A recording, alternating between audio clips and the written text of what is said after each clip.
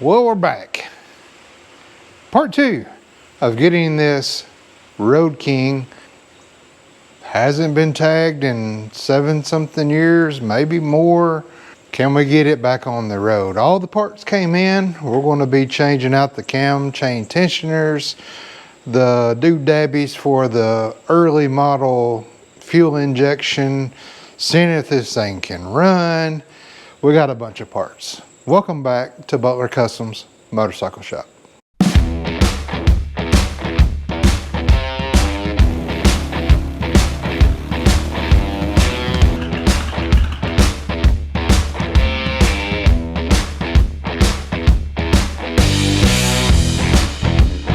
All right, so here's some of our parts. I know it don't look like much, but it was, a good pile.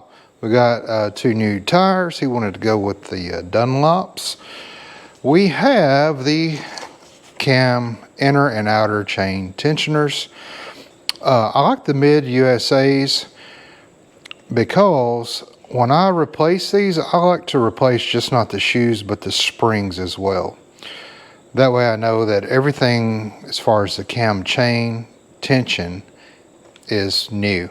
Now you can just buy the shoes, grind the rivet out of the old spring, put the new shoe in with the new pin. You can do that and that's fine. And Psycho gaskets, they make really good shoes. If you want the whole kit like this, with the new springs and shoes and this guide, I would suggest Mid USA. I put several of these in. They do really, really good. There's the part number there for you for this bike. We got 2 new tubes. I went ahead and picked up this little kit for like 10 bucks, I think, online. That locks your cam chain gear teeths in. And then a little just socket tool to pull these back to put your little pins in. They sent me these pins and they didn't have any loop-de-loops for your fingers, so they were just straight. So I just bent them. Anyways, brake pads for the 2 fronts and the rear. He had a busted mirror and I was able to find these on eBay. They're used, but they're in really good shape. I think they come off of an 06 model, but they're in really good shape. So I'll be probably replacing both of these because these are a different shape than the square ones on the 2000.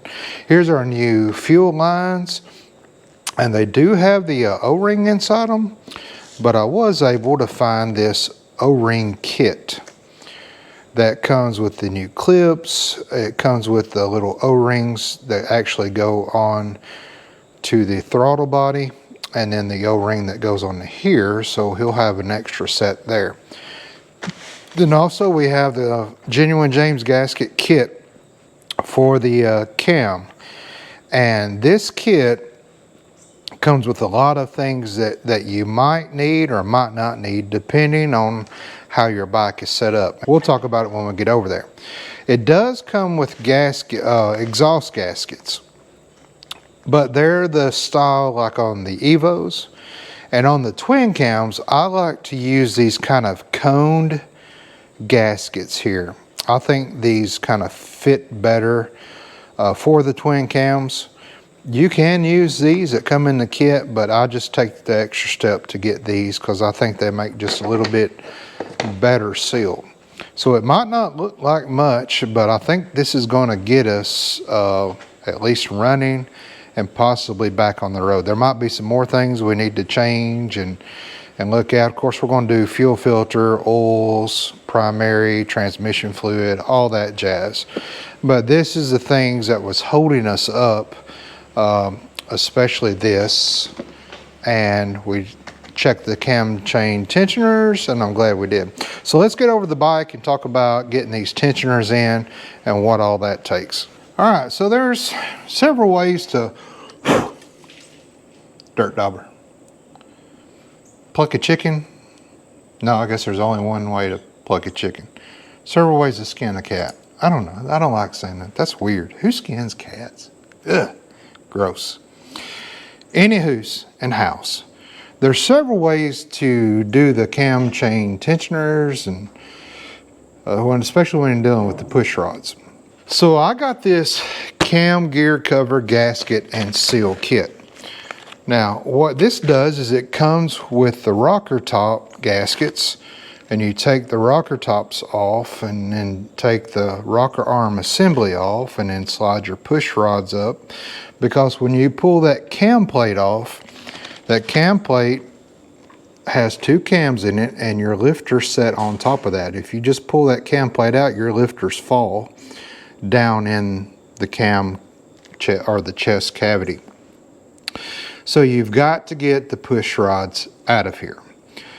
Now, if you want to upgrade your push rods to the quickies, meaning even if you have adjustable push rods, which this bike does, they don't adjust up enough to clear to get them out of the bike from down here. So what you have to do is go into the top and pull the push rods out the top. If you're just doing a quick cam change or cam bearing change or anything, oil pump or anything in there, and you don't want to take your tank off and all that stuff, you can actually take the push rods off of tension, and you can actually just take some big clips, you know, some big just chain clips, and snap those, cut those push rods in two, and install some quickies. The quickies, they adjust up so high you can actually take them out of the bike without going up the top. But since we had the tank off anyway, and I kind of want to see the condition of the rocker arm assembly and the springs and all that stuff. The breathers in here, little filters, probably need to be changed anyway. So I thought would be a good idea just to, you know, get the actual kit, do it the old school way, reuse his push rods if they're fine, and then I can kind of show you that process. So in your kit here, you're going to have a lot of things. You got your push rod tube seals, of course, the tops and the bottoms and the center ones and all that good stuff. You got the oil pump seals, O-rings that you'll need. Let's see, you've got your cam support plate O-ring, rocker arm covers, breather assemblies, all kinds of cool stuff. Cam gear cover, of course, your umbrella valves, your filter element for the breather assemblies. It even comes with the exhaust gasket. So really everything you need to do that. And there's the part number right there if you need that.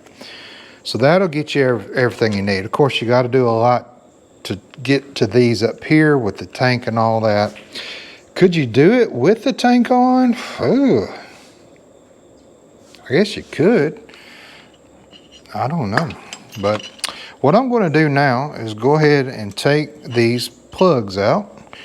Oh, and we got our new bore scope that one of our subscribers sent me.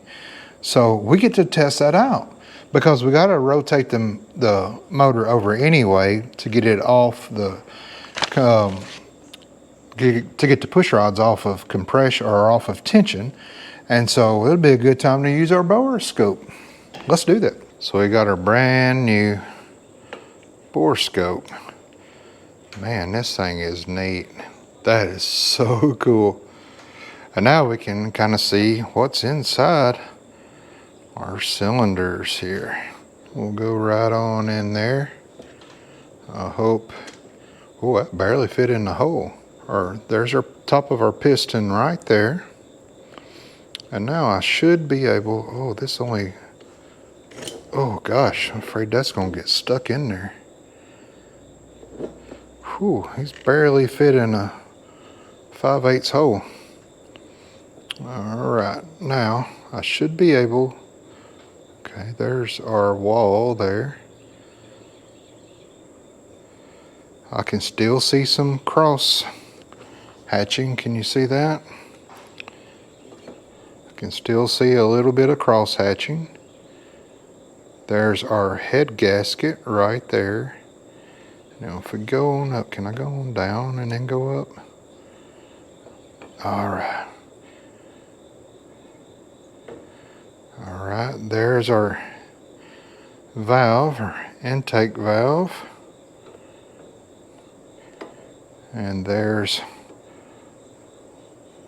our exhaust valve. So there's our valves there. Oh, hey, I just took a picture. Okay, that thing right there just takes you a picture. That's pretty cool. How do I, okay. This is really neat, guys. All right, let's see. Let's look at these walls here. There's some cross hatching. You'll see a little bit of, I wouldn't call it rust, just maybe a little bit of pitting on those walls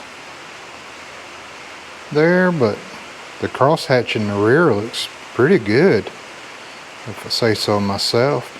And I don't see much up and down scoring, so that's good. I think the condition of these walls are really good. Now, there's our intake valve there. It is closing. Yeah, everything looks pretty good. So thank you so much for those that sent this. This is really, really cool. Really neat. And here's the brand of that was sent to me. It came from Amazon. It's really nice, guys. I don't know about the longevity of it, but I don't use them much. And it's really nice. I don't even know how much it costs, but it's super cool. I don't think it's terribly expensive. They've gotten a lot better now as far as pricing. Hey, would you believe it? I don't know how that always happens, but every time I put a bike on the lift and go to do something with the push rods, this is off. Compression. So I can turn this, I can turn both push rods with my fingers, and I know that's off compression. So, very good. I don't even have to turn the rear wheel. I do have the rear wheel jacked up, and it is in 5th gear. Now, while I can turn these push rods, both intake and exhaust, with my hand, I still want to take this cover off and just verify with my peepers the position of the rocker arms. So I'm going to just pop this cover off. I'm just slowly turning these. You can hear that crack. I'm just loosening these up a little at a time in a crisscross pattern. And these feel like they were in there and torqued down really good. I bet you we're the first folks to be in to the motor. I'm anxious to see what that rear cam chain tensioner looks like. I did remove the coil. I just unbolted it and kind of it's laying on that other side over there. And then also I did clean up. I cleaned up the top tube under the bottom, just some Windex and a rag, because there was a dirt dauber thing up here. There was just a lot of trash up here. I didn't want falling down once we take this cover off. And the front's a whole lot easier to get to and work on than the rear, of course, especially with the tank off. Now you will find you'll have a short bolt and you'll have a long bolt. The long bolts are for your fat end. The shorter bolts are for your skinny end. Now we should be able to just raise this up and move it out of the way. And yeah, it does look like a stock gasket there. It was in pretty good shape, but we got new James gaskets to go back in with that I really, really like. The kit does not come with a new gasket here. We're not taking the heads off or anything like that. We're just going to take this rocker arm assembly off. And now with this off, I can verify that there's no pressure on the valve springs back here. And these are both down, and I can go down here and easily turn these both with my hands. So now we're ready to take this assembly off, and then all we can do is just slide the push rods out. These bolts here are 3/8, and I like to go ahead and take the breather assembly out first. Because these are smaller bolts, I know there's no pressure on this, but I don't want to take the big bolts out for the rocker arm assembly, and all the pressure of this just being on these little bolts. Because all these little bolts are for is not for the rocker arm assembly, but for that breather assembly. So we'll just push those up, but I'm going to leave those in there. And then we'll 1/2 inch on these. We're going to do a 1/4 turn at a time and a cross pattern as we take those off. All right, so we'll start here. 1/4 turn, 1/4 turn, 1/4 turn, 1/4 turn. And I don't like using a gun on anything internal. You guys know that if you've watched any of my videos.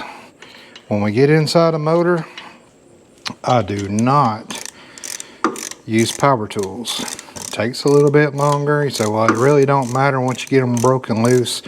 It's just a good habit to get into. I like to treat any kind of motor work, you know, kind of like a surgery. I guess you could use a Sawzall to get somebody's leg off, but come on, kind of barbaric.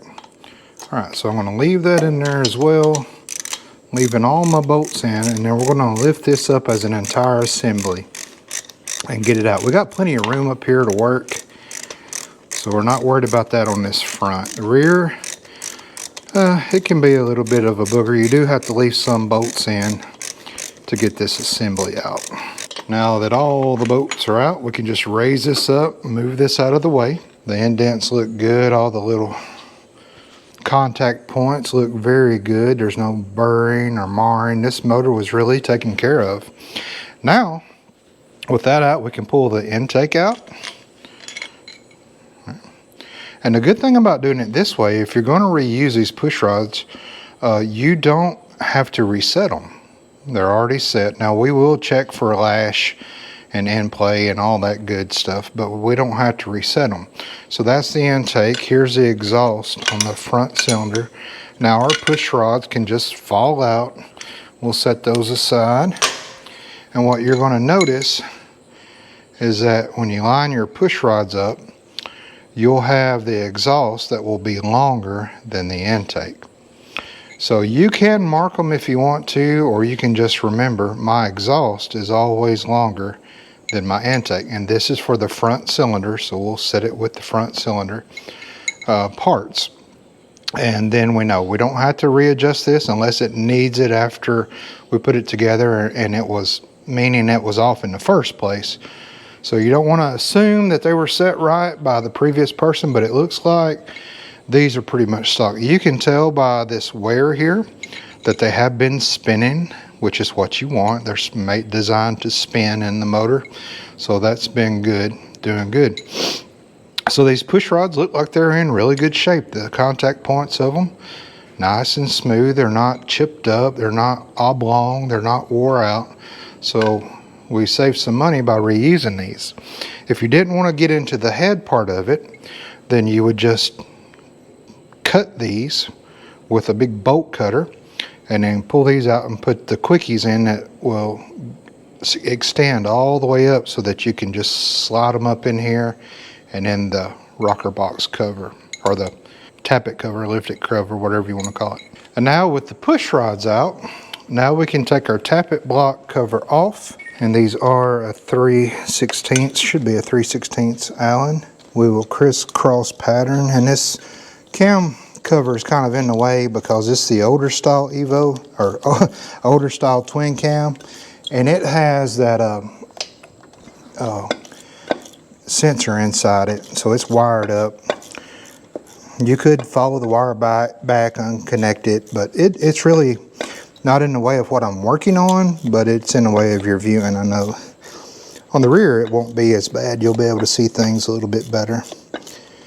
And I'm leaving the throttle body on. I don't really want to take it off. It's ginormous and huge. And I looked back on the intake, on the heads, and there is no leaking. So, you know, we're not going to really monkey with that right now. Everything's good and dry back there. There's no blowout. And for this rear bolt tappet, you're going to have trouble getting a socket in there or an extension in there, or even just a regular Allen wrench that you hold in there, because of the way they designed this jug here. So I've got a 3/16. It was longer. I cut it off, and that is for getting into tight spots like that. Lifter block off. There's your lifters. So we can kind of try to get this old gasket off, but it's just coming off in pieces. Now there is a little kind of locking tab there that locks the lifters, that keeps the lifters from spinning. So we'll set that there. And now we can take our lifters out, and we'll pull this one on up and out. And what you'll find is that there is an oiler hole on one side only. And people say, well, which way when you put it back in does it matter? It does not matter which way this oil hole points. But I like to put them in the way that they were in, especially if we're going to reuse these lifters, because that's the way these lifters rolled on the cam. So I'll be sticking this back in with the oil hole pointing back on this first lifter. Now this gives us a chance to look at the lifter roller as well, and this is nice and smooth. I see zero marring. I believe those cams are going to be almost near perfect. Now I will move this lifter side to side. There is a little bit of play that's supposed to be there. They're supposed to kind of slide and roll and be smooth, but I don't feel any kind of bad lifter at all. So we'll set this. You say, well, you don't want to get these mixed up with an intake and an exhaust, because these have been riding on that cam ever since they put them in. And if it's wore on that cam, it's wore to match that cam. Same with the push rod. So instead of marking these, I'll just stick this back for the moment in this right here, because I know when I put this on, this lifter goes in this hole, and they'll set kind of on top for you as well. And I can even orient it to where I remember which way the oil hole was pointing. And then on this back lifter, the oil hole is pointing this way. So I'll remember that. Now this lifter on the rear has a little bit of scoring, but nothing bad. The roller still feels good. There's no wear up here. So while this rear doesn't look as good as the front lifter, it's still okay. I'll show you up close so we can compare the two, but I'll stick that in there, and then I will put the whole block and lifters over on the table with the front cylinder or the front cover. All right, so we can just go ahead and start taking our cover off. And on this model bike, Harley was wise enough to, on this bottom cover here, there's two top tubes that go from this square that splits off. They're round stock, but then they put a plate under here and a plate on top.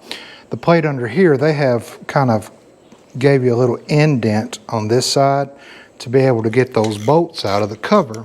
So that's really nice that they did that, and they will come out. You don't have to try to wiggle them out any type of way. I don't know how the weather is over at your end of the world, but beautiful here. 78, 75 degrees, something like that. Rained a little this morning, overcast. Really nice. Okay. So now we can just slide that off this way. As you can see, the intake is all the way down. The exhaust is all the way up. Well, maybe not all the way, but it is up.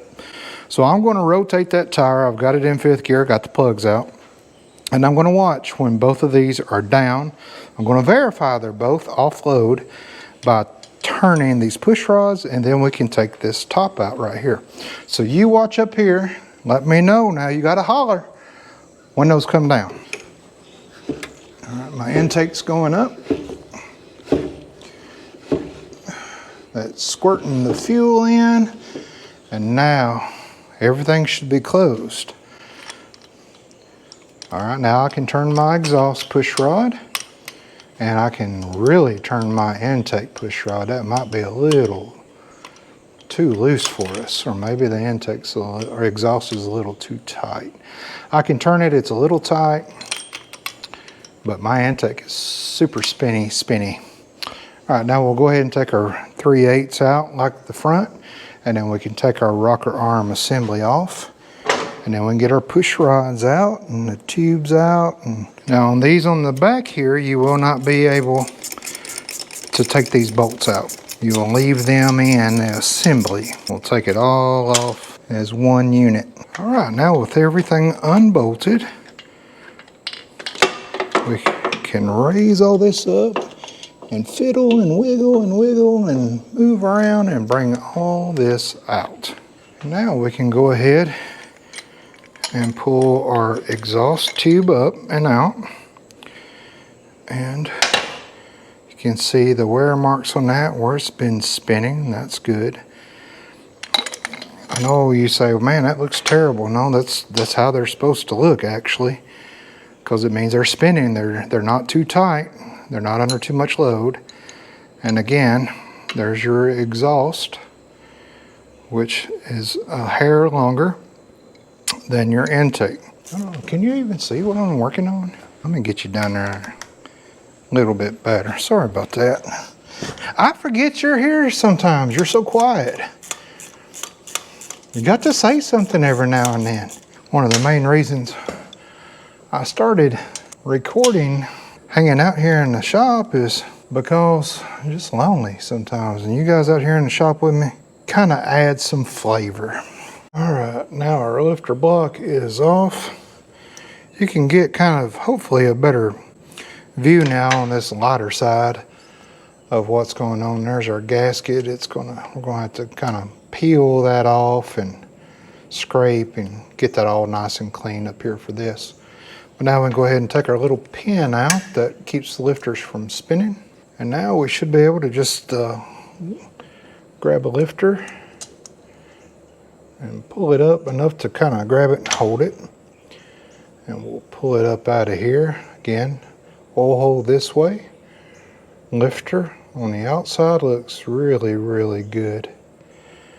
And the oil hole in this was facing backwards. So see, that's why you gotta pay attention, because I want these to go back in, since we're using these, in the direction they were riding on that cam.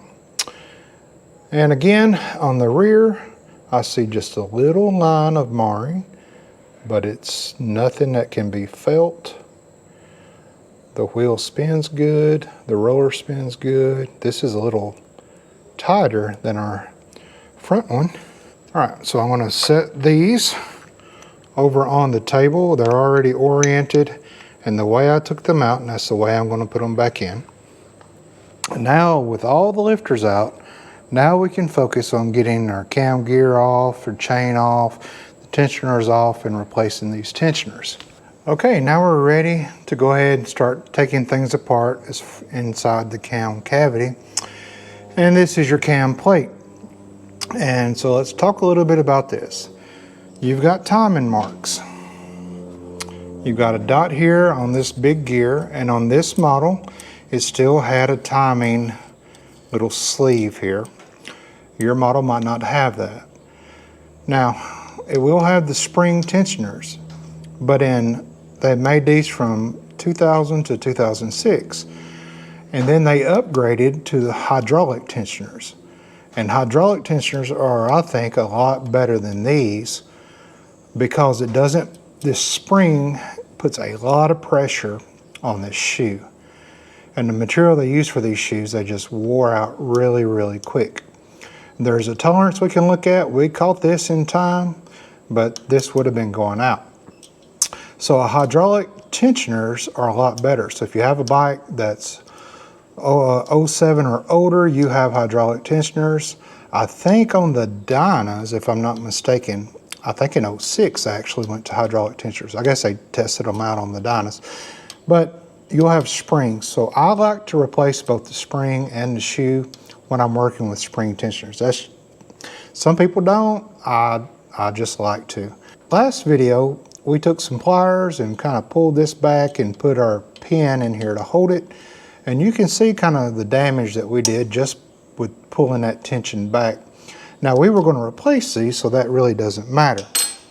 But I went and got one of these doodabbies, just ordered it online. It fits actually over that, and then I can put a wrench on here and pull that back, and then I can slide a little pin like this in here that goes in this hole right here to hold it. And that keeps the tension back off that. So before we do that though, I want the tension on that chain. And I want the tension on the chain so that we can take off these right here. Now if you've got a impact gun, you can just zip them right here to break them loose. However, I don't like using impacts on internal things, as you heard me mention before. So with this right here came this. And this is designed to slide, I believe it will, I hope it will. That's supposed to slide in there. Huh, well that's false advertisement. Maybe we just don't have it turned right. But the reason I turned it, I turned the wheel this way, I wanted to line up this dot and this dot before I took anything off. Of course, I'm verifying that this is indeed in time. And on the cam, on this front cam, there's a dot that's on this side, and then on this rear cam, there should be a dot on this side as well. So once you get these lined up, these rears should be lined up, so when we take this gear off, we should find a dot that lines up exactly parallel with the dot over here. But by Jove, that is not working. All right, it fits in the bottom good, it fits in the top good. It just doesn't leave me enough room there. Does it go to the side maybe? Somebody help me, Tom Cruise. Well, buyer beware on that. So I'm going to put the tension back on it, and then we'll just break it off old school way.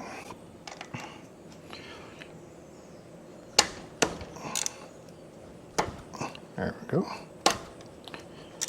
Just little taps with a hand. I just want to bring it out a couple of turns, and the same here. There we go. Guess I didn't need that tool after all. So those are now loose. Now we can release the tension on this and get our little pin ready again, our grenade pin. Slide that in, I want to get it away. All right, now we can just go ahead and take our gear bolts out. There will be no washer with it, a spacer washer kind of thing. Now on the newer models of the twin cam, these are both 1/2 inch heads, but on the newer model one, I think one's a 9/16 and one's a 1/2. If I remember correctly.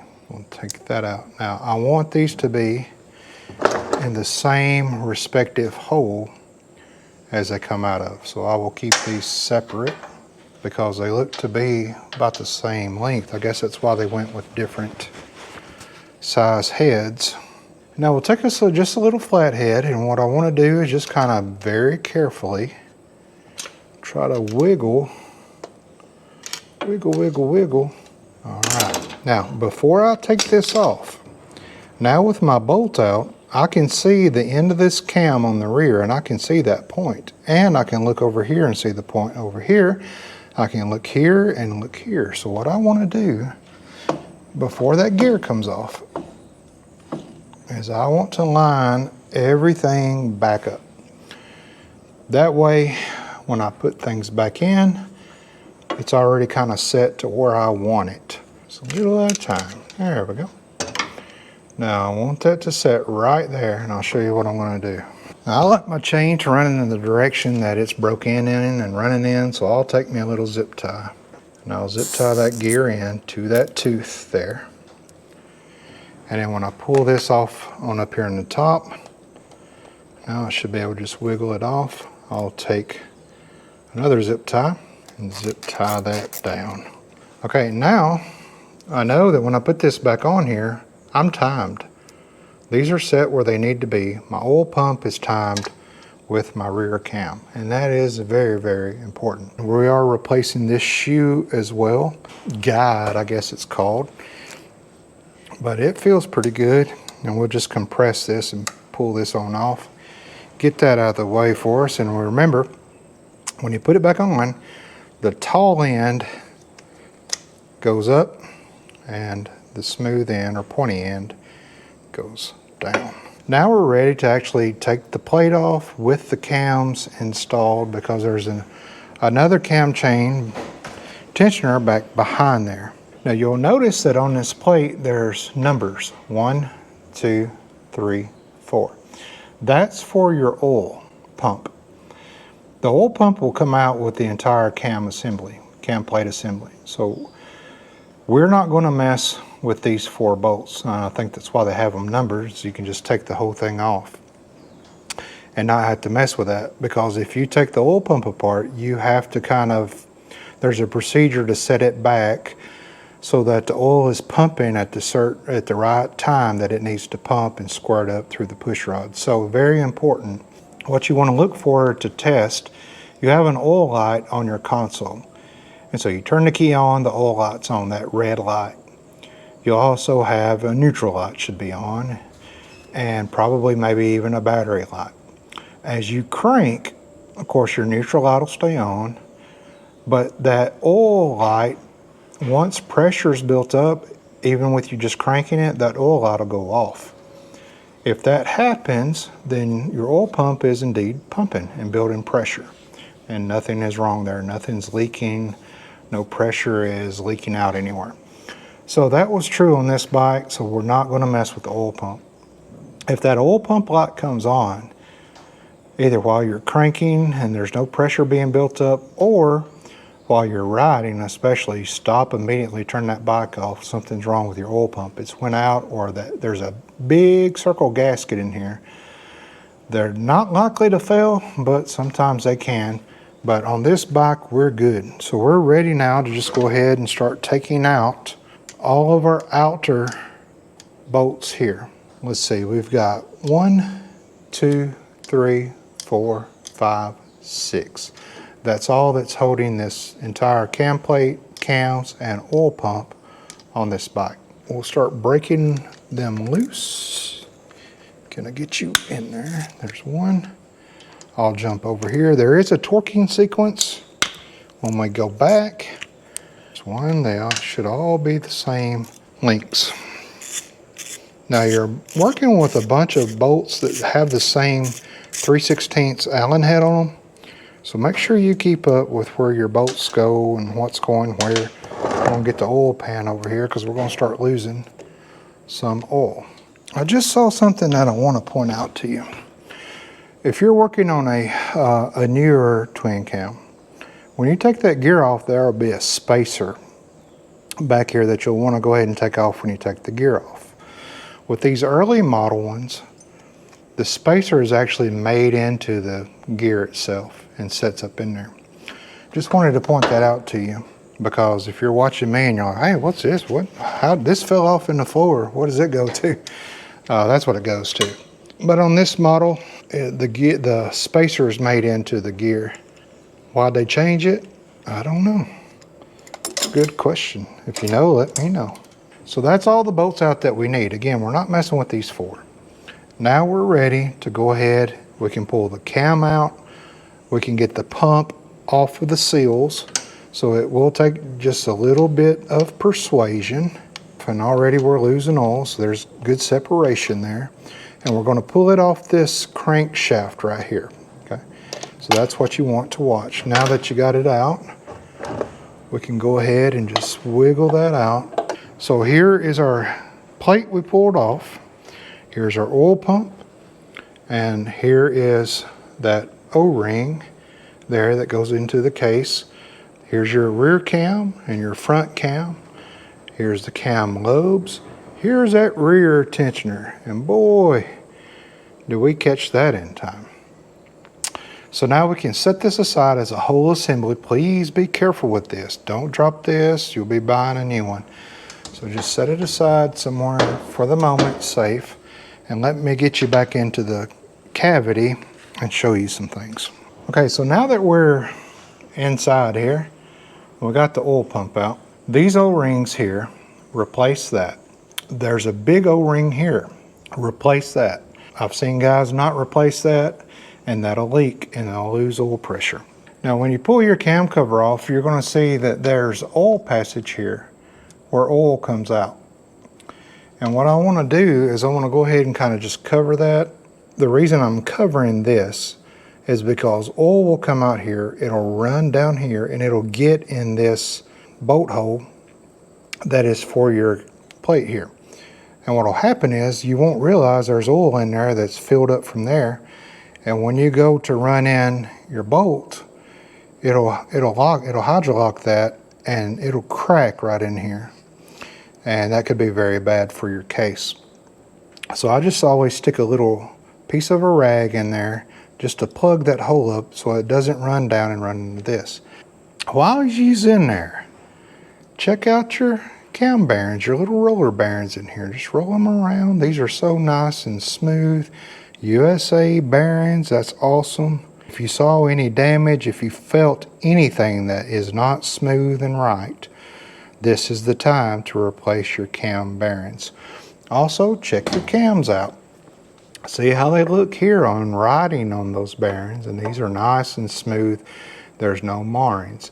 Even on our cam lobes, these have a little bit of what you'd say wear, but the front ones don't. Everything in this bike looks really, really good. It was just time to change those tensioners. All right, with that all out of the way, check your shaft on your cam as well. And everything looks nice and good here. I'm happy. Okay, now that we have the oil pump out, we've got to get this rear cam chain tensioner off. Now there's a tool you can buy that you can squeeze and it brings this back. You can take this circlip out and then lift this whole thing up, put the new one in, slap it back in, circlip it back, you're good to go. That's the easy route. By the manual, you take this back, of course by the retainer pin here, hold the tension off the chain. You loosen this support bracket here, take these out, all four of these, this cam bracket. Then on this side, you take this circlip off and you press out these cams. So this one is not really pressed on, but this one is.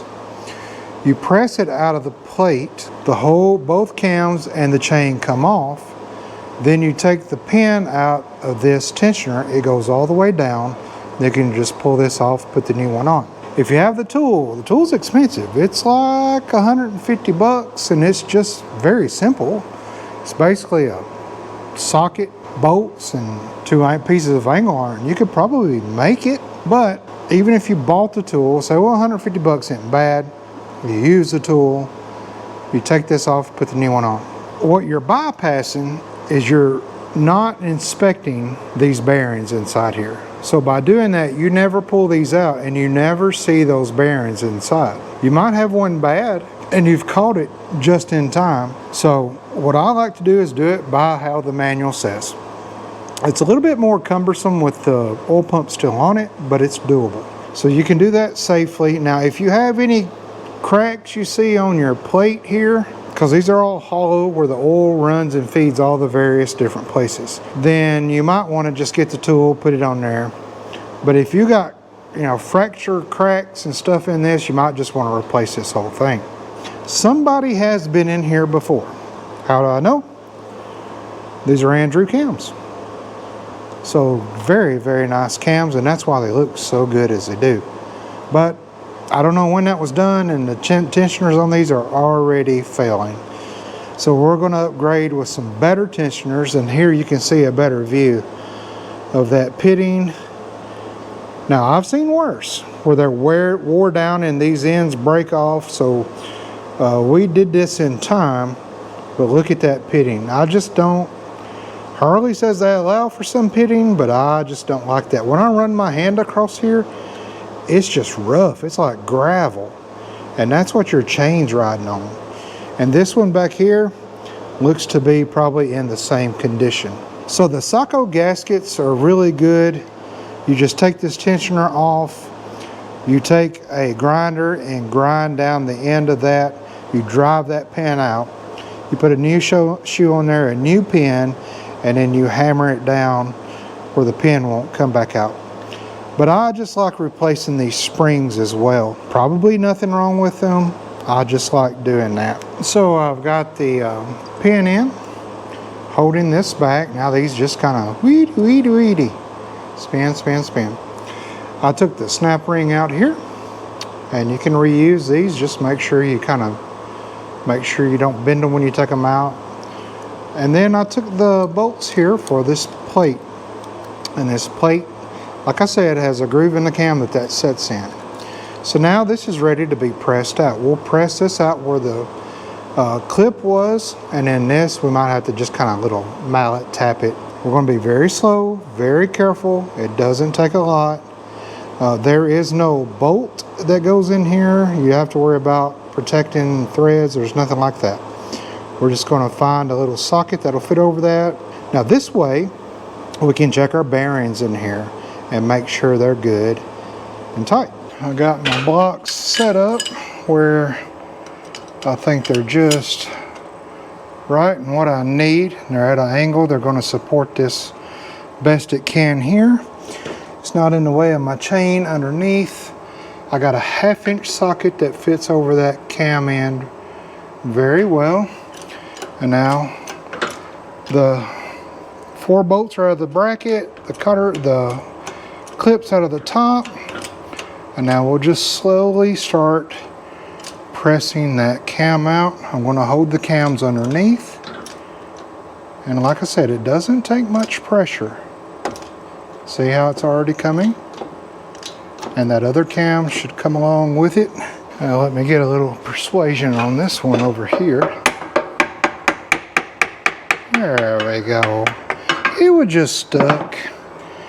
Now that one has come all the way out, and what has happened is my bearing has actually come out with my cam. Both bearings. Now my bearings actually came out with my cams. First time in a long time that's happened. It's happened a couple of times. I think last time, it was so long ago, I think I had to take the bearings off the cams and then put the bearings in. Press the bearings in and then press the cams back in. I believe now we can go ahead and change this rear tensioner out, and look at that. Yikes. Whew. You couldn't really tell much while it was in there, but now you can. We'll just pull the grenade. That will pop all the way down and all the tension is off of it. Now there's no tension on this spring. We can take this clip off, slide that off, slide the new one on, get our tension back, put our pin back in. Then we're ready to put our bearings and cams back in. And there we go. Look how bad that was. Now according to Harley, believe it or not, that'd probably still be within spec. And here's the new spring. Now when you buy these, I like the Mid USA ones. These inserts here are stronger metal than the cheap ones you see on eBay or Amazon. They will be almost brass looking. Those are super cheap, and the pads are cheap too. Now again, the best pads you can buy are the co-gasket pads, but I like replacing springs with the pads, and here's why. Okay, that's very loose. Nothing at all. We'll slide our new one on. We'll make sure that goes in the hole. That goes down over there. We'll go ahead and put our pin on. When I do this, I like to make sure I give that a quick smash, squeeze it out, snap it down over there. I want to make sure that it's snapped on there good. Now it'll stay under tension, but I just want to make sure that's on there really, really good. I want that tension to go all the way around. Get my pin ready. There we go. All right, now that's loaded and it's on and it's out of the way. Now, while that's in there, I can go ahead now, do the same over here. So here's our old pads. That's the front one, and that's the rear. So I don't know if when they change the cams, if they change the tensioners or not. Now we'll go grab our new tensioner. All right, we'll slide our new tensioner on and we'll snap that in. We'll make sure that's good and seated, and it is. All right, there. All right, so now both shoes are on and installed. Make sure my oil pump stays lined up in there. All right, now we're ready to go ahead and put our bearings and our cams back in. I want to try to press them in with the bearings on the cams. I've done it before, so I know you can do it. Let's see how well that goes. Then we'll put our plate up in our cams. All right, it seems to be working that way. It's just a lot of going back and forth.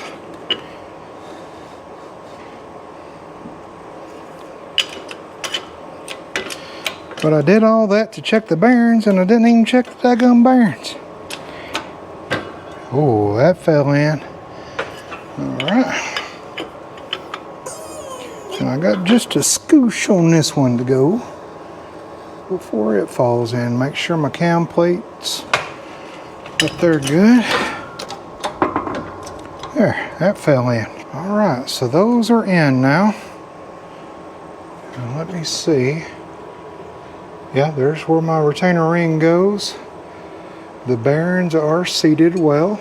My plate lines up good. My bearings are all the way down and flush.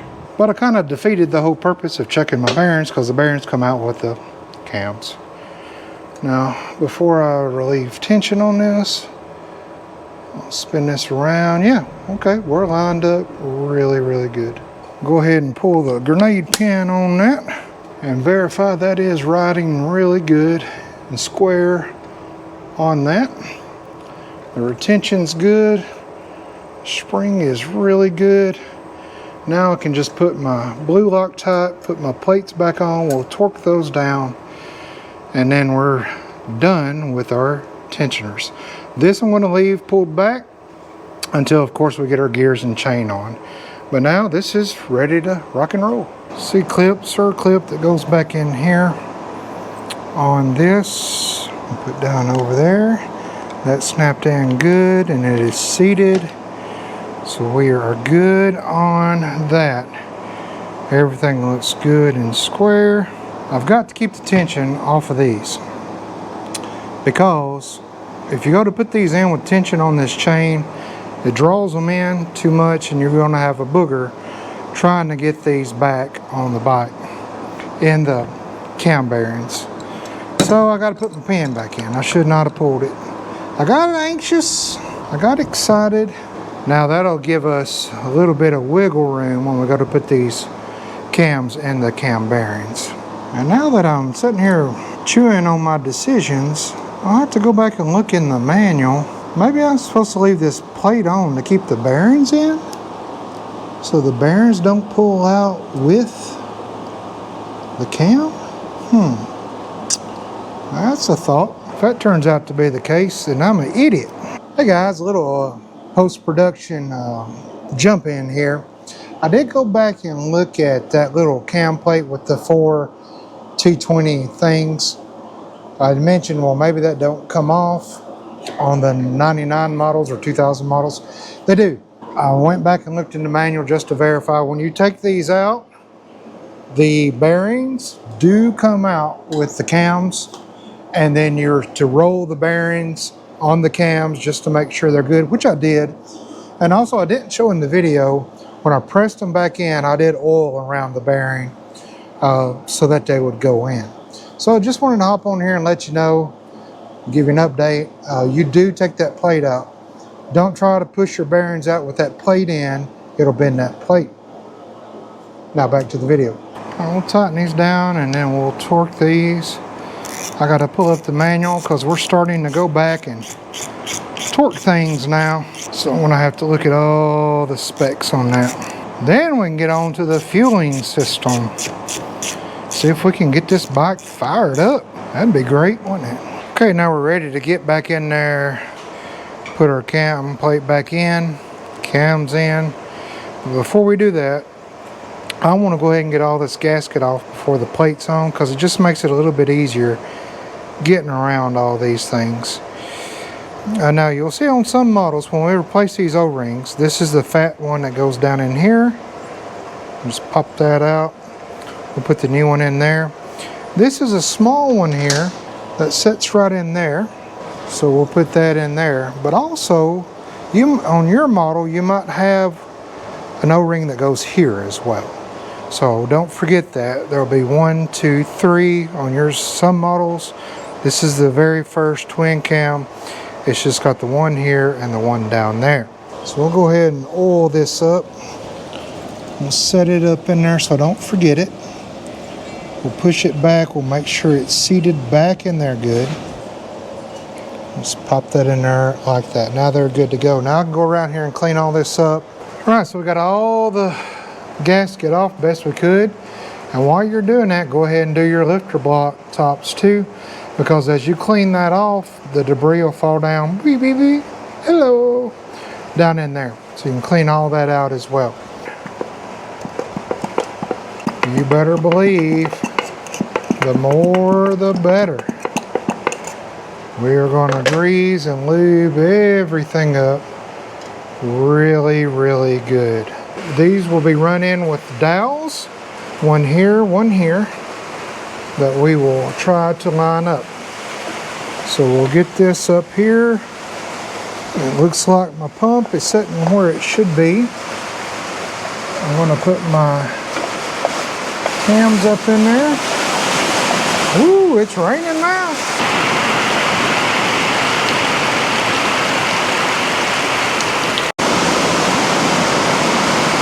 Yeah, there it went. Take my rubber mallet, run it on up in there. That's what the manual says to do. Oh yeah. Run our bolts in. I did blue Loctite these, and then we will torque these down. I'm sorry if my light was in front of you. My bad. Alright, I think the torque on these are 90 to 110, but let me go double check on this plate. But I believe that's what they are. That's inch pounds as well. Then all that'll be back together and done. Now the manual did say once you set it on there, my problem was in this oil pump, there's 2 cutouts. There's one for the pump and then one in this housing right here. And the one in the housing had got a little geek. So once I lined it up, then it went on, cams went in, and it says take a rubber mallet and tap, and then everything's seated down. So now all I've got to do is just torque these down. There is a pattern. All right, it is 90 to 120 inch pounds. All right, so we'll do the first one here. This is number 1. We're just going to tighten these for now. I got to move you back a little bit. This is 2. This is 3. This is 4. Oh, that was torque. This is 5. This is 6. I need a new 1/4 inch torque wrench because sometimes they just don't, it won't click on me and I'll over tighten it. So I'm very, very leery about, this is just a cheap one. So I want to get me a good set of digital ones. Just saving up for them right now. Because they're a little bit expensive. Now listen, I don't like the big old, I'm not a big snap-on fan or nothing like that, but I do like, you know, good quality tools, especially when it comes to torquing. Alright, so that is lined up. Now if you're worried about your eyes not being right, get you a straight edge and set up there, but those are timed right. That's where we left them. Now we're ready to go ahead and go back in with our gears and our cam chain. I'm not going to pull this yet because I want to get everything set up here because this is kind of easy to turn. Then I can pull that out. I'm going to get that. Oh, that ain't going to fit there with the zip tie on. Duh.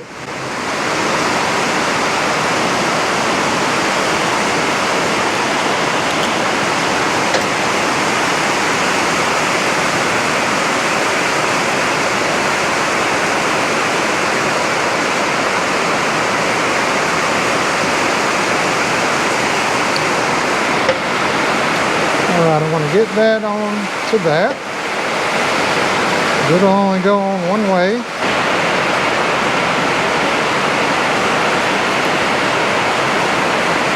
There we go. Give that a little tap. That a little tap. Now, our gears are still lined up at the top, and we're lined up right here, so we are good. Now we're going to red Loctite these. And I am going to try that locking tool again. Maybe it'll work this time. So never could get that stupid tool to work. So I just did it the way I've always done it, which is to put my tension back on my chain, both there and here. Then let the rear wheel back down.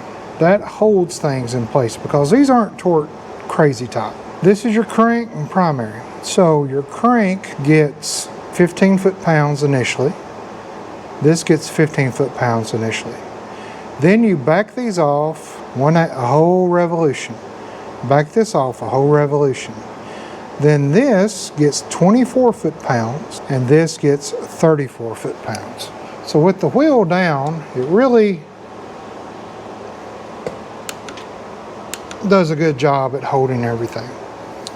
Of course, red Loctite on those.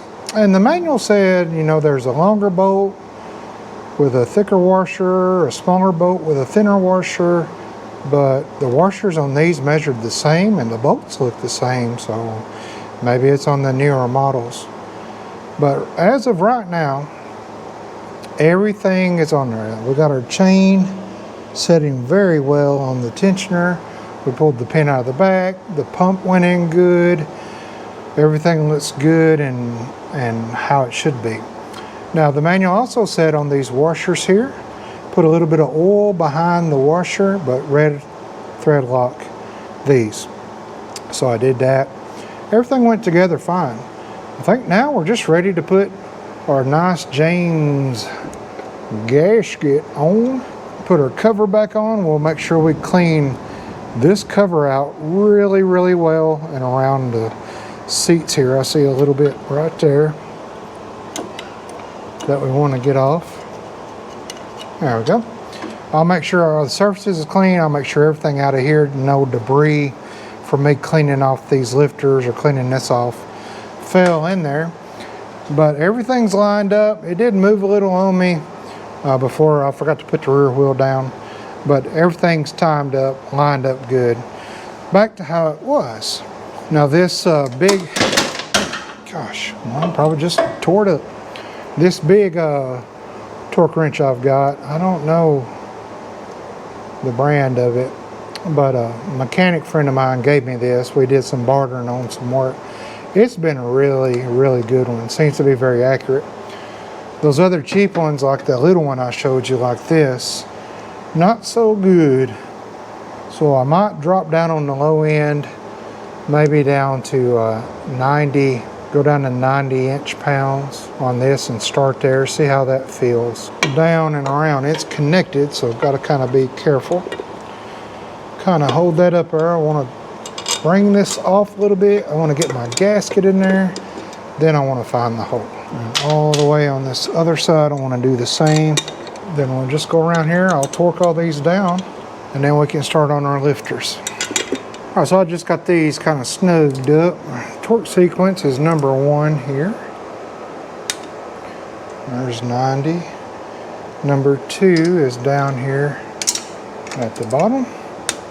There's 2. Man, it makes me nervous because I know this is a little tighter than it should be, and it makes me nervous. All right, that was 3. This is 4. All right, 5 is here.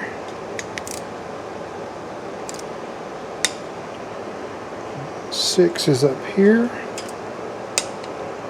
7 is here.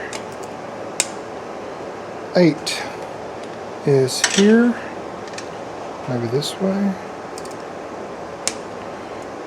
My light went out. 9 is here. And then 10 is here. Don't buy these. Piece of junk. Piece of junk. Even that other thing that kind of ratcheted the tensions back piece of junk. And even these things, you could just use a pick. So save you money on all that. Now let's do our lifters. Got the cam stuff done. I'm just gonna throw me a bunch of oil down in there. And then we're going to start with this outer cam. That's how it was sitting right there. So the oil hole facing that way. And I'm going to take a different oil can. It's got a little nipple on it. And I'm going to stick it right in there. And I'm going to pump that lifter up.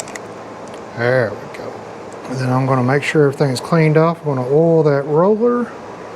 Turn to the back, and I'm going to just drop it down right in there. Yeah, there we go. Saw a little bit of trash come out of there. Huh. Glad I did that. The oil hole, and this is of course lubed up.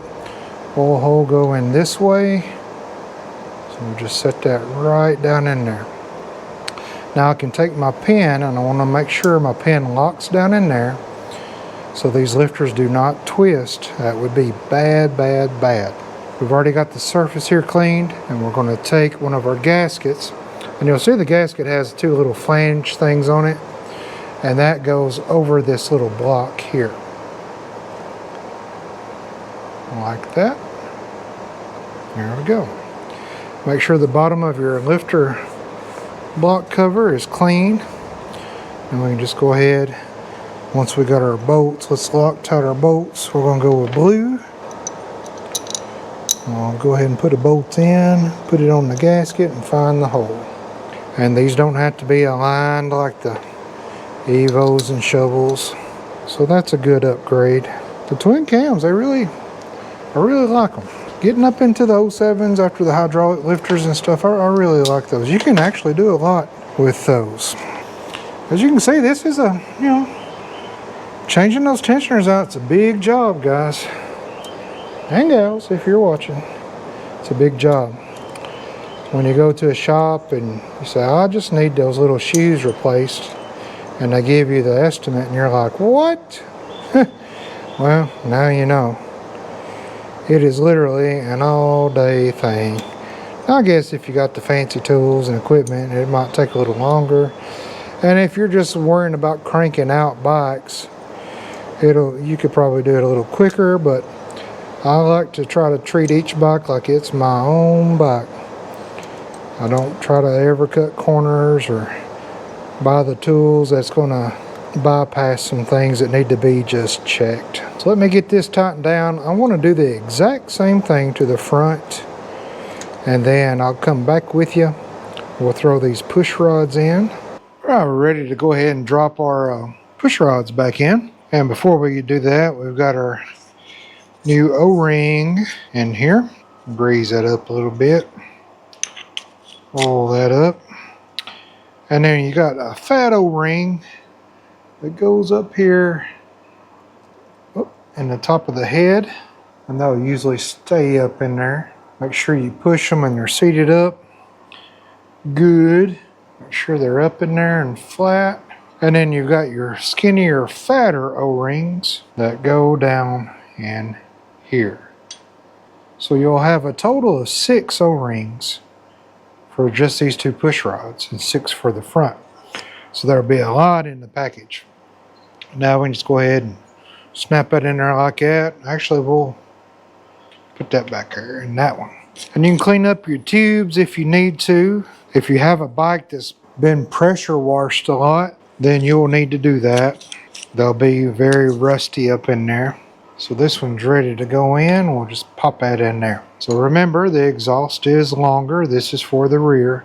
So here's our exhaust. And what I like to do is just blow, make sure there's no obstruction in this. And I'm just going to drop this down through that and into there. This is our intake. No obstruction. We'll drop that down. We'll go right into there.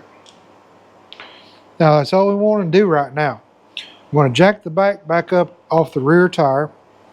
It's still in 5th gear. And I'm going to rotate it around to where these two push rods are at their lowest point. I think they're off of cam because when I put the lifters in, they were pretty low. But let's go around a revolution and let's just see. Make sure, let's verify. All right, so what you want to do is watch the top of those lifters. We want to see them. Let me get a good grip on the wheel. All right, our intake's going, our exhaust is going up. It's going back down. There's our intake going up and back down. So they were off low, but now they're both as low as they're going to go. Now we're ready to go ahead and put our assembly on. We'll take this O-ring out. You will be supplied in the kit with a new one. Don't forget that. Don't forget to put that back on. And then we'll put that back on. Just like that. While I'm doing it, I'm going to go ahead and take the front one out as well. While my fingers are oily.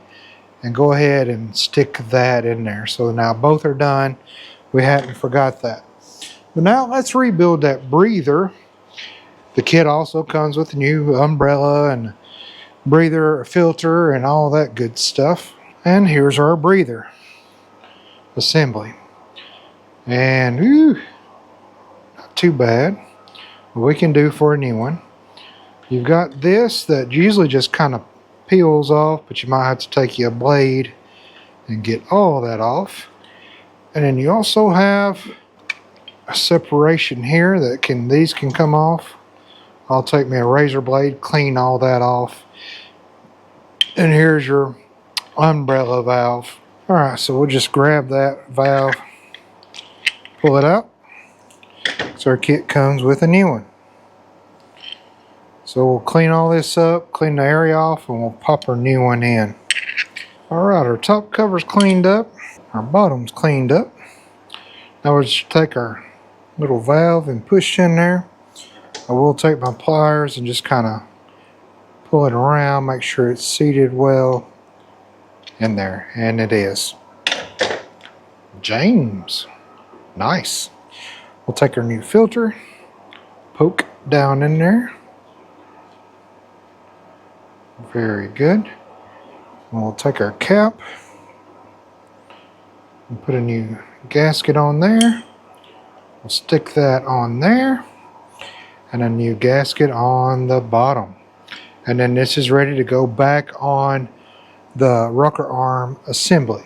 All right, now that that's all back together, I will inspect our arms here. All that looks good. Back here, rides on the springs and on the valves. Down here, make sure everything's good and clean where it's supposed to be. And then also check your play here.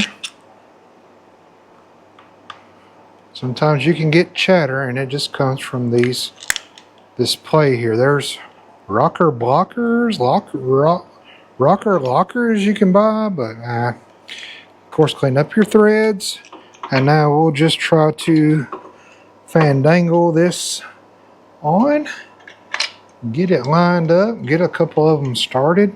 And because it's not on the lobe, there shouldn't be any pressure on our push rods. And of course, before we tighten this down, we'll make sure our push rods are good and seated down in the lifter socket and up here in the arm. And indeed, that one is,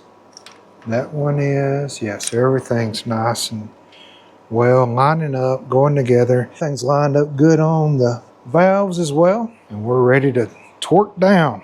Just gonna run these in with my fingers back here. Got these down to just where they're touching. I don't know if you can see or not, but this rocker assembly is still off of this cover here. So I'm gonna have to slowly put tension evenly across this. It's going to compress those lifters. Eventually they're going to bleed down once this gets torqued. Then we're okay once these bleed down and I can turn them with my fingers. We can start working on the front. Okay, on these bolts, the rocker arm assembly bolts, they're 18 to 22 foot-pounds. On these, they are 90 to 121 inch pounds, 120 inch pounds. So let's go 20, because this torque wrench is pretty accurate. I usually don't have any trouble with this torque wrench. I want to go ahead and just get these seated. So what I'll do is I'll just start turning it about a revolution at a time, and I'll go over and do the other. Now I've got this adapter here, this dog leg, and I've always been told you torque with it like that, but one of you subscribers said, nope, it's not how you do it, Bubba. Torque like that, 90-degree angle gives you the proper torque. So I'm going to try that, and I appreciate the info on that. So I'm going to go crisscross. That feels like it's already kind of seated down. Now I'm not torquing at the moment. Just trying to go a revolution down. That's good. It's still not seated down on the push rod end. The ones on the back, they're down. So you got to take your time with these. Give them a minute. Let them bleed down. If it gets tight, stop. See, that's already loose now. That's about a revolution.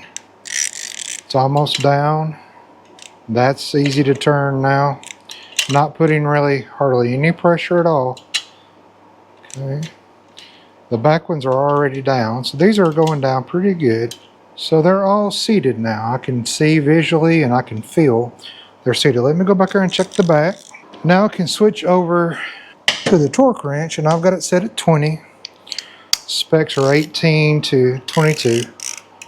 So I'm going to start here, and I want to do just a quarter at a time. That's enough till I get a good torque. All right, so those are now torqued. Now these are 90 to 120 inch pounds. It's a 3/8. All right, so that's done. So we'll make sure this is nice and clean. We'll clean the top cover as well. We'll get our gasket, and we'll throw our bolts in. Those are blue Loctite. Now our cover has this indent here that goes here, and it's got this side cut out. So that'll go on just like that. And then this cover will go right over like that.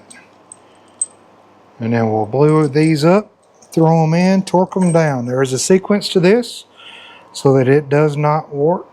We got our long bolts here in the front and our 3 short ones on the left side.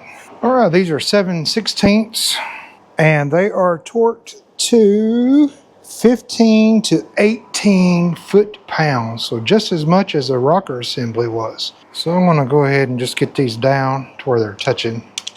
And now we'll take our adapter. I've got this set at 15.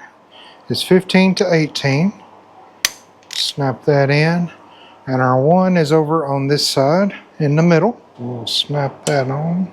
And then 2 is right here. Okay. 3 is on the back side over there in the front.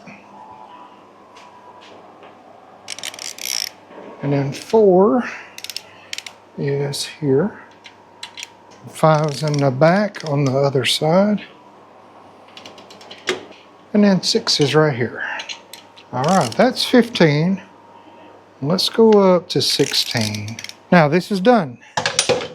We just got to do the exact same thing to the front, but you don't do that until these have bled down.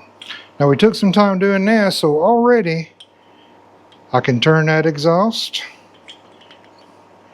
Oh, and I can turn my intake. There's no up and down movement, so there's 0 lash on this. So I'm happy with that. Remember, we didn't readjust anything back here. So everything's good. Now all I have to do is just snap those down, get a couple of my clips, make sure that seats up in there, in that O-ring. There we go. And I'll stick that up in there, and I will use a flathead. The wider the flathead you got, the better. To get up in there Just work my way down while I'm pushing in, and there you go. Those are on, those are installed, everything's good here. Now we're free to rotate the motor over once we get our push rods in here and do the exact same thing. Make sure they're the lowest they can go, then start assembling everything on top. Make sure our new O-rings and stuff goes in the push rod tubes, all that good stuff. Exactly what we did here. So it's getting in the evening time. My daughter's coming over. There's a show we watch every Tuesday. I want to go in and spend some time with one of my adult daughters and enjoy the evening. When we get the front one done, we can actually go ahead and crank the bike with the plugs out, no tank on. We'll plug the console back in so we can see the oil pressure and make sure it's building oil pressure. But everything went back together well. I just don't see why it wouldn't and shouldn't. And everything's good and tight and torqued down as it should be. And this is going to run really, really good. The inside I was very pleased with. Nothing out of the ordinary. It's been well kept, whoever had it. So he made a good purchase when he bought this at an estate sale. Not knowing the condition, it was a good deal. Good purchase. Well, we're back the next day. We got our front end buttoned up, tightened up, torqued down. Everything is really, really good. I did check the oil. It's about a half a quart low. That's probably what we lost out of there. And I hooked up our console again. Now we're just going to crank on it. I got the plugs out over there and did put the coil back up on and mounted it. So now we turn this on. We should see, I did put the bike back in neutral. There's our oil light there. And as we crank, we want to watch that oil light go away.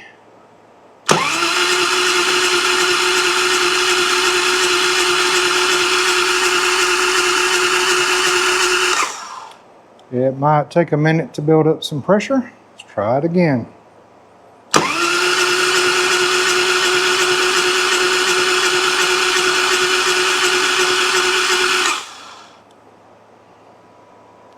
I tell you, our motor sounds really good and smooth.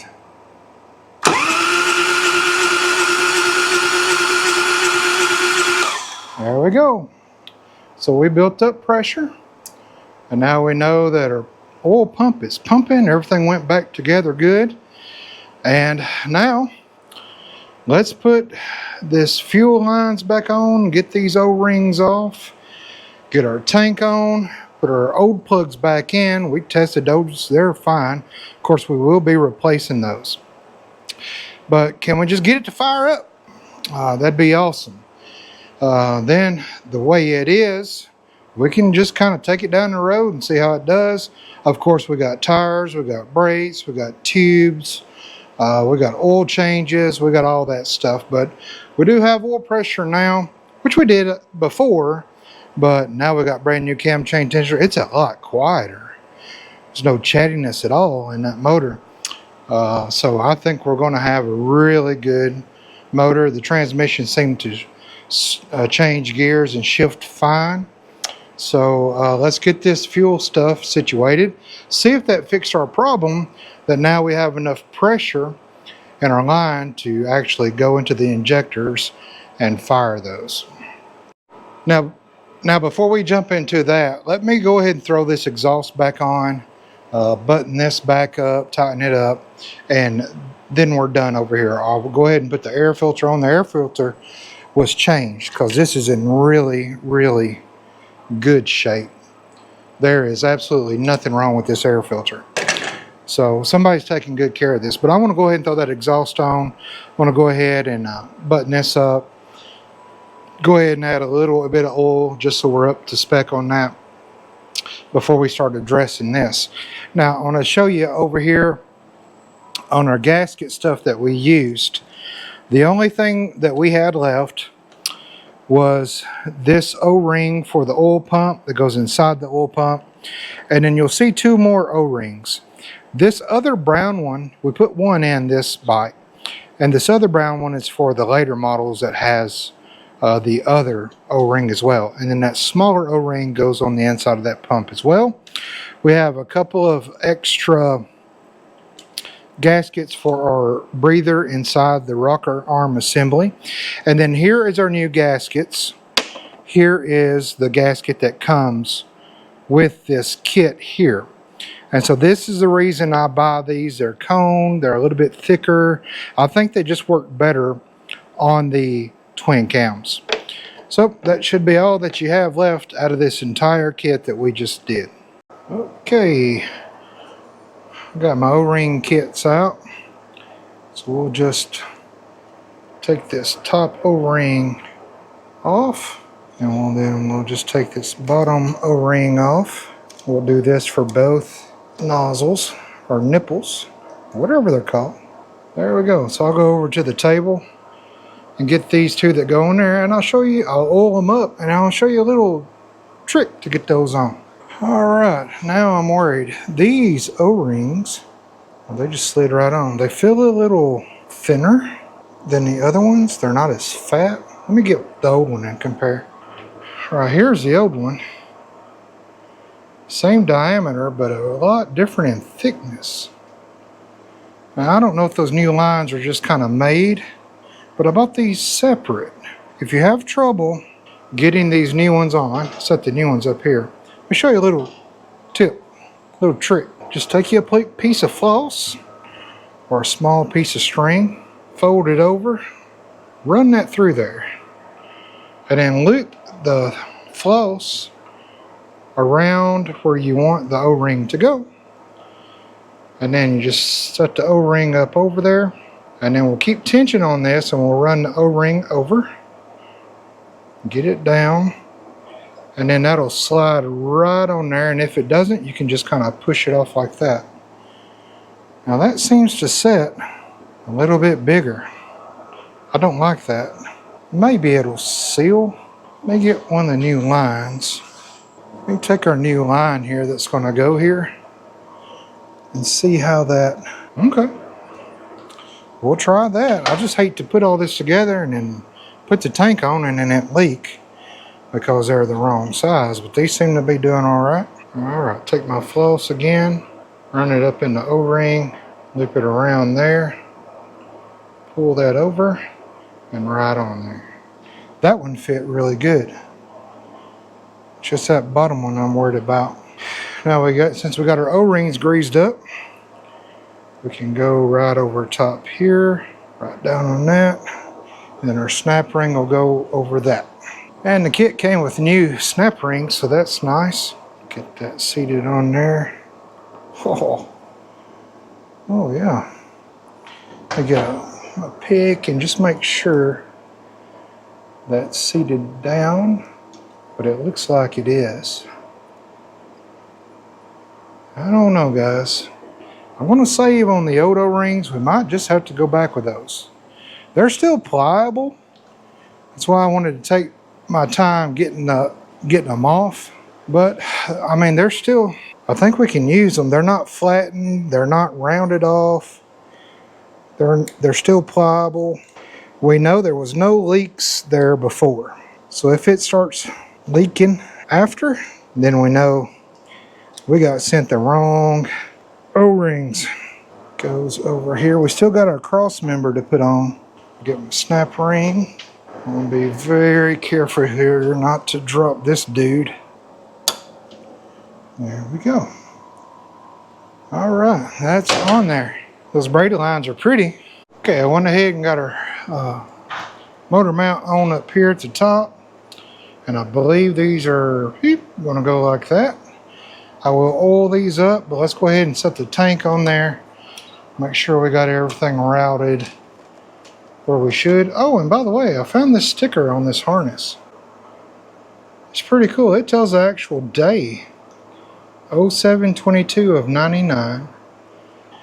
Pretty cool. And hopefully those new gaskets in there don't leak.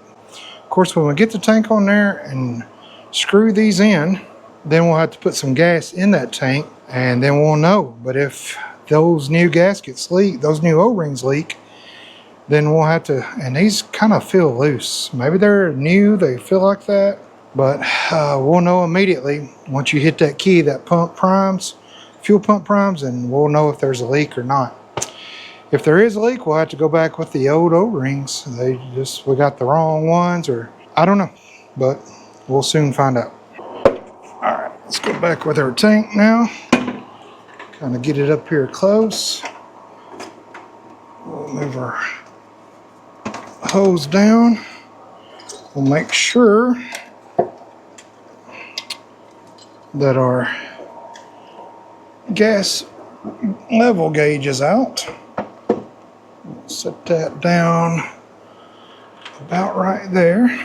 That's where she's going to go. We throw a bolt in here. Actually, let me get that crossover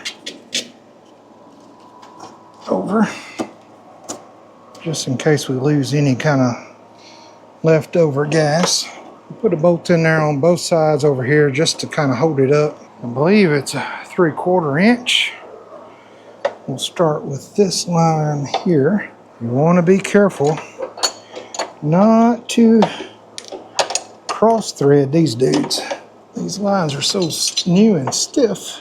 Just make sure I'm going up in there straight. There we go.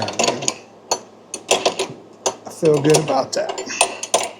Now before, if you remember, this was our leaky one. Again, we're going to get it angled up in there just right. We'll see if that's the ticket. Alright, you want it snug, but don't go monkey gorilla on it. Alright, now we got to hook our fuel pump line up. Okay, we're going to be looking right up in there for any leaks. I went ahead and bolted back down that top plate that grounds out the pump. I forgot about that. I robbed some gas from Panhead Lucy. Sorry, Lucy. And I bolted the tank down so it had a good ground everywhere. Now let's see. We've got plenty of gas now. Whoa. Okay. This one is not leaking. This back one is squirting everywhere. Come here. Wow. Huge. Good grief. Oh my goodness. I mean, squirting like it doesn't even have anything in it. And which one is that? Okay, that is my pump. So this back here, that's where all that pressure goes. So of course the return's not leaking yet. I knew those O-rings did not look right. I should have never tried them. Oh, goodness. So now, we have to take all this off. Because I have to take this off to get that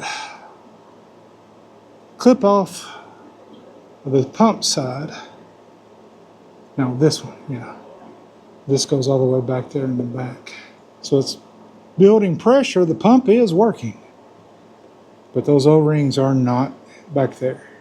So, since we have to take all this off and do this anyway, I'm going to take all those new O-rings out. And I'm going to put the original ones back in. They were still very rubbery. They weren't flattened or burred up. That's why I was careful taking them off. Shoot. I should have known. Lesson learned. Lesson learned. But our pump is working. Now, if we can just get fuel to stay in our injectors, she should bark off. Right? All right. Well, let me pull all this back off. Okay, folks. Here's the situation. I'm going to stop this video here. It's because if I go back and edit this, it's probably about 8 hours worth of video that I'll have to cut down to an hour and a half, hopefully. And it's Thursday. So I want to make sure I hit my goal of getting them videos out every Friday for you folks. So I want to stop this here. There will be a part 3. I'll continue videoing tomorrow, which will be Friday. We'll pull this tank back off. We'll change those O-rings back out to the original ones. I'll do some research. I don't know. Okay, line rebuild kit. So I'll look up this part number, make sure I got the right one. I usually triple check before I order things, just because I don't want a wrong part to hold me up. But I hope you're having fun. I am. I just want to hear this thing run. Can we just get fuel to stop squirting out in 15 different places? The motor sounds great. When it cranks, it sounds like a brand new motor. Pump is good, so that's great. We don't have to worry about that, but we got to take all this off and start all over again. Hopefully it'll go well. So at least we're on this journey together in this bike, getting this road ready, revival. Hadn't run in a while, and we're just not going to let it whoop us, right? We're going to stay into it. All the hard stuff's pretty much over. Now we just got to get the fuel to stop leaking and we'll be all right. Hey, I want to say for those in the southeast, and be careful. That hurricane looks like a monster. So be careful. We'll be praying for y'all. Well wishes for y'all. And do me a favor and tell your mama now I said hi.